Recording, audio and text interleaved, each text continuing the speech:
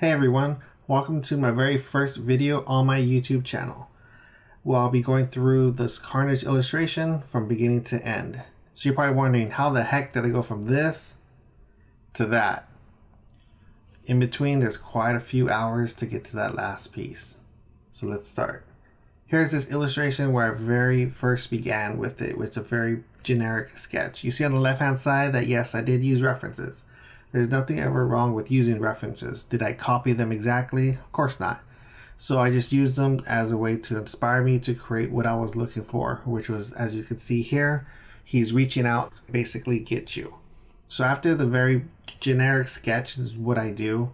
After that, I begin to just work only in black and white because that's a process that I feel most comfortable in.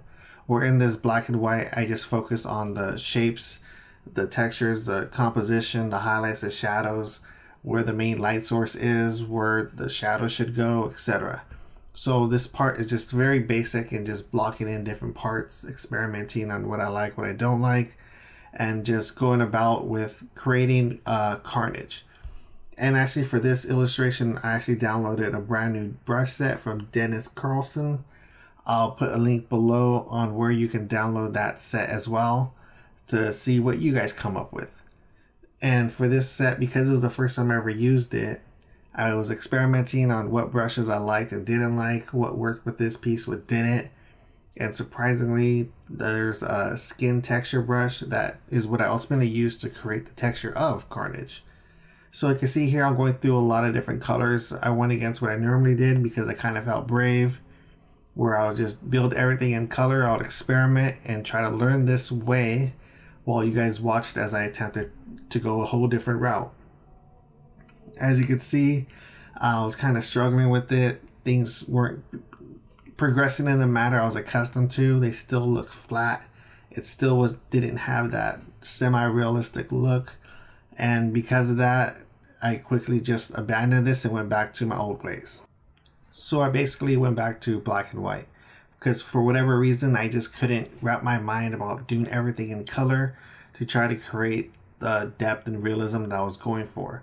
So I went back to black and white, where I find it to be easier because then you're just focusing on highlights and shadows and textures and not worrying about colors. It's just, for me, if I find it a lot easier to illustrate in this manner, to make it become more realistic. Because you can see rather quickly, his face and his whole body changes dramatically rather quickly because I'm accustomed to doing everything in black and white, where I'm able to just add that depth and detail to the point where I need it to be. And you can see here where I'm again modifying that hand, because I don't know about you, I still struggle with illustrating hands for whatever reason. It's something that I need to improve on, learn on, because I still struggle with that. And over time we all get better, and it's something that I just need to practice on more often. So here I'm essentially just adding more textures throughout all of Carnage to make him feel like he's basically popping off the canvas. And this is something that it takes time. There's no quick way of doing it. You have to put the work in by adjusting the opacity and the flow to make him come alive. It just takes time and essentially dedication on it. And I always get asked the question is, how do you go from black and white to color? There are a lot of different ways to do it, but the way that I typically do it is the use of gradient maps. You're probably asking, what is a gradient map? A gradient map essentially just changes all the colors that are black, white, and gray to whatever colors you specify in the gradient map. For obviously Carnage, he's mainly red, so there's different reds that were used to create the color. You're probably wondering, how do you restrict where that color goes? It's through the use of mask in the gradient map to specify where the color is at. But that's not the only color you do to create any illustration. That just creates the foundation.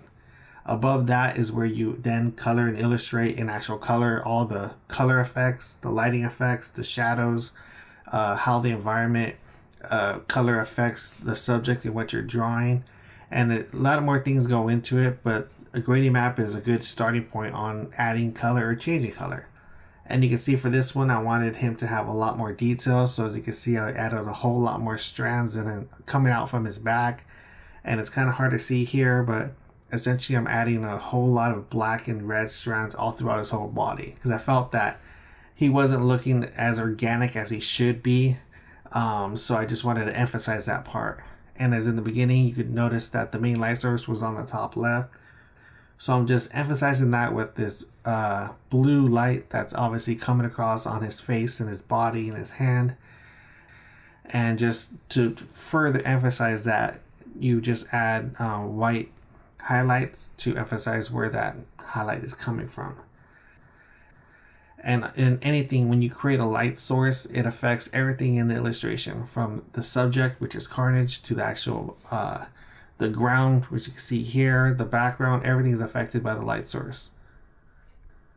And there you go. Here's my Carnage illustration. Hopefully you guys like it. If you have any additional questions or comments, feel free to leave them down below. And if you want, hit the subscribe button. Until the next one, guys.